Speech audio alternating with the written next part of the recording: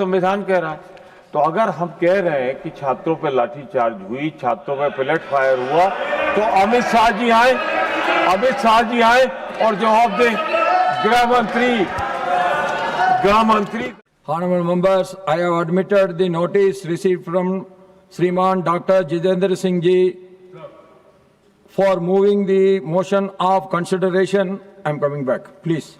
Consideration of the public examination, prevention of unfair means, Amendment Bill 2026 as passed by the Lok Sabha. Today in Rajya Sabha by grant of waiver under Rule 123 of the Rules of Procedures and Conduct of Business in Council of States, that is Rajya Sabha.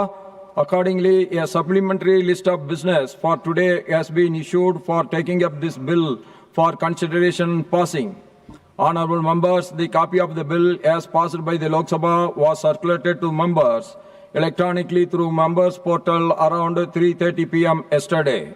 In view of the short time period available to members, I have decided that those members who decide to give notices of amendments to the said bill may do so now till 12:30 p.m. today, so as to enable the Secretariat to process and circulate the list of amendments. Notices received after 12:30 p.m. will, however, not be processed. Yes. Sir, कई दिनों से सदन में गतिरोध बना हुआ है। विपक्ष लाख प्रयास कर रहा है कि सदन शांतिपूर्वक चले, परंतु ये एक जिद पर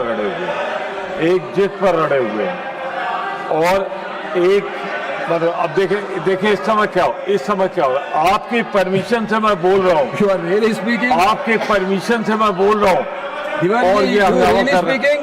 मानव देखिए कुछ बात हो जाए।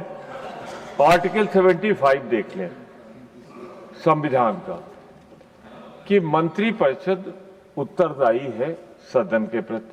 हम यही तो कह रहे हैं।